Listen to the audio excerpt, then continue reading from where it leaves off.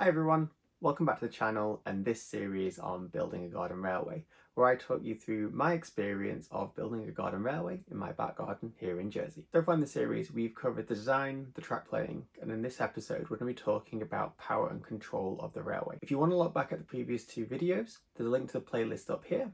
And if you're interested in the next couple of episodes on buildings and scenery and operating and maintenance, feel free to like and subscribe because it really helps the channel grow. My original plan was to do this in one video, but actually I realised there's quite a lot of content in this, so I'm going to break this into two separate videos.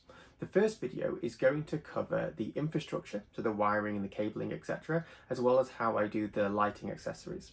The second video is then going to cover the power and control of the locomotives and the layout itself. This one's probably the most common questions I get asked. As we're going through the video, if there's anything you're curious about or want to learn more about, just leave a question in the comments and I'm more than happy to get back to you. So without further ado, let's get into this video, which is the wiring infrastructure and accessories. Let's get started. So let's talk a little bit about the infrastructure for power and control. So I mentioned this a little bit in the build video, but when the railway was being built, did a lot of the work then to make sure that this part would be a little bit easier. The main thing to be aware is that everything that plugs into the mains is stored here in the garage, then carried out by a bunch of wires. Now there's three main circuits, one we use for lighting and two for the track, and I'll explain how they are used a little bit later in the video, but that's the main thing you need to be aware of. So let's start off and talk a little bit about the infrastructure that's used for the power. Now the main thing to be aware of is all the power and all the control originates here in the garage. Everything that's plugged into the mains is plugged in here, and that's a really good rubric to use in life. If it plugs into the mains, it should be inside, and then everything can be carried outside after that. Now, in order to be able to get these cables around the garden, we use something called trunking. Now, trunking, essentially, if you've not come across this term before, is a pipe.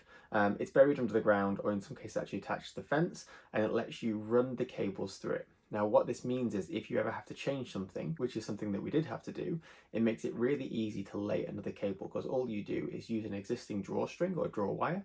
You pull the new cable through, obviously making sure that there's a new draw wire that's fed through without too much work to get another cable in situ. It exits the house through a hole in the garage wall, is fed through trunking to a small manhole cover that's available in the teardrop. Now, the teardrop is this part of the garden railway just outside the garage door. The manhole is really crudely designed. It's essentially dug down, put a paving flag down and then some concrete blocks around the outside, and it's just covered up with another paving flag. On top of this is a beer garden. I actually think it hides it very well. Now inside this is the first junction box, an additional trunking in the form of 20mm conduit takes these cables off and around the garden. It runs up to the back fence where it splits off in two directions, one down to the pond and the other one round to Ashburn Outstation, and that's essentially the two main trunking conduits. I use 20mm conduit. This is the conduit you can get for household wiring. It works absolutely fine outside. The only problem I think I've had with it is actually the diameter is probably a little bit small. As time has gone on and I've laid the wiring, the cables are getting quite full now and it's quite hard to draw an extra cable through. I do have one more that I'm planning to add, which will be a telephony cable that I'll use for when the railway is automated. So that might be a problem, it might just work. A little piece of advice, if you are going to do that, I'd probably use a larger piece of trunking or a larger piece of conduit than what you expect, because it's very likely you'll need that room to grow. The conduit itself takes three main cables. One of these cables is used for the lighting accessories and two of these are used for the track, and I'll explain exactly how they're used later on.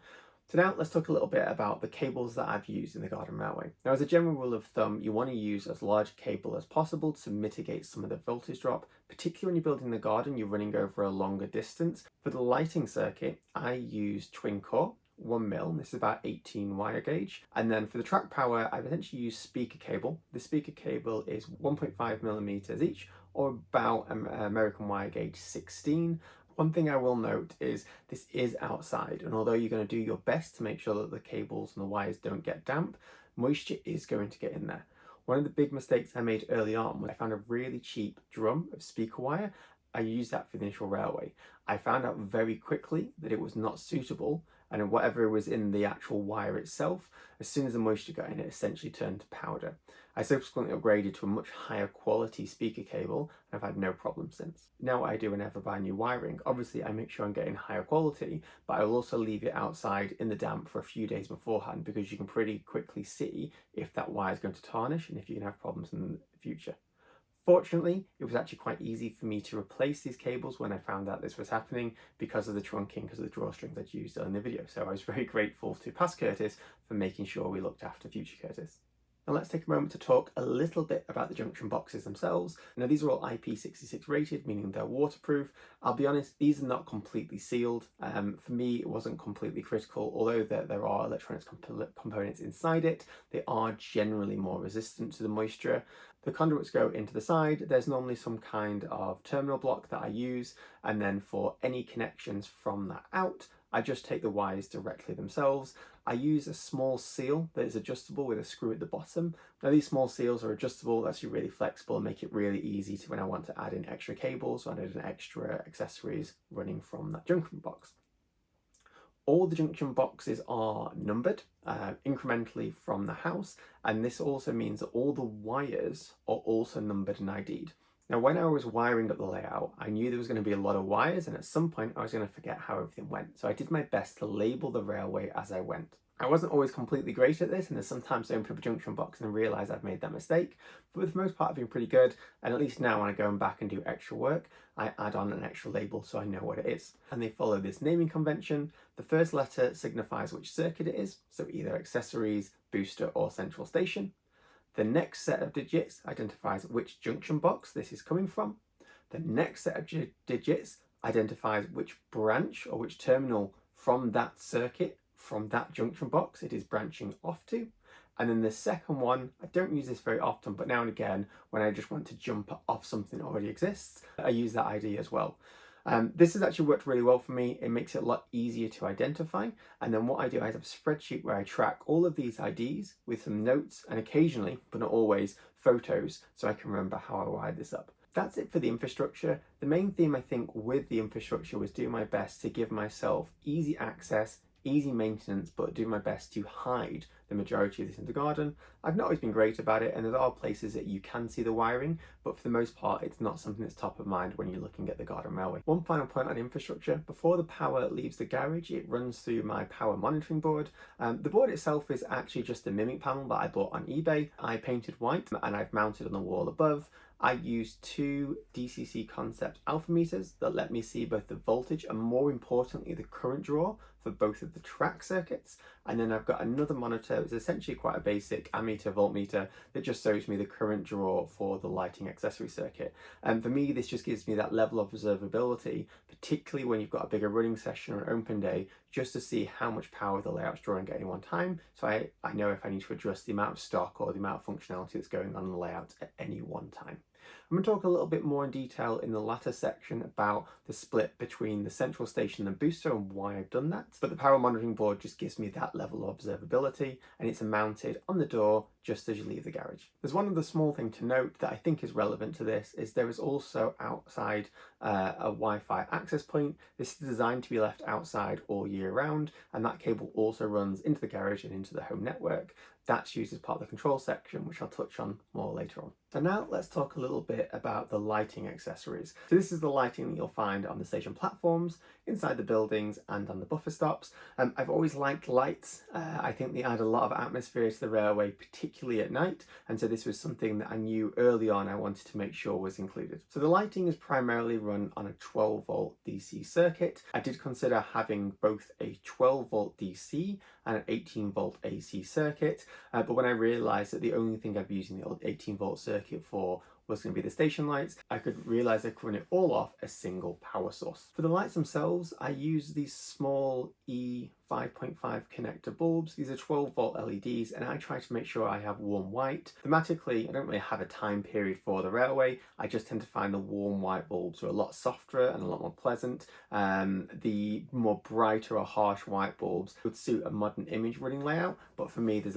something a little bit more traditional, a little bit special about those warmer and softer bulbs. So they're the ones that I use. For lights in the buildings, I make sure as I'm building the buildings, I set these up so they're ready to go and it's nice and easy. So I fit the lights into the buildings, usually affixing them with either cable ties or using a hot glue gun, and then wire them down. So there's normally a single connection into the building that ends in a terminal block. And then what I can do, I can wire these connections into whatever the closest junction box to that building. For things like the buffer lights, these are often just run in parallel from a single wire. So I'll run the wire to the first buffer light, to the next and to the next, and this is what I did at Ashburnell Station. Now let's talk a little bit about the platform lighting on the stations. As I mentioned, the LGB bulbs can run up to 18 volts. They're quite happy with the 12 volts. They're perhaps not as bright as they could be, and in some cases I have actually tried swapping them out for 12 volt LED bulbs. The only problem I found is that sometimes these are a little bit too exposed to the weather and can go a little bit funny. So for the most part, I've left the standard LGB bulbs in. There's one exception to this, which is the station canopy at Ashburnell. Now I do a lot of videos for Instagram, and I'm trying to do a few more videos for YouTube as well. But one of the things I realised, if I was going to take running shots from quite low down, you're going to see either the LED strip lights or an individual light wasn't going to kind of give the luminescence that I was looking for. So what I did for the station canopy was use a strip of LED string lights. Now the problem with these string lights was that they run at 3 volts as opposed to the 12 volts from the bus circuit. So for these, I use a small adjustable buck converter, and what that buck converter does is lets me transform down from 12 volts down to 3 volts. This is variable, so you use a screwdriver to adjust to the right voltage, and it will make sure it always runs at that voltage so that there's not going to be any issues with those lights, and I'm actually really happy with how that's turned out. Ashburnell actually at the moment is my favourite station in terms of lighting. These photos make it look a little bit brighter than what it is, but some of the evening running shots you can get then makes it really special. I'm really happy with how that has turned out. It's definitely inspired me to a little bit more. And so in 2025, one of my projects is going to be to try and make those other stations look as good as Ashburnell.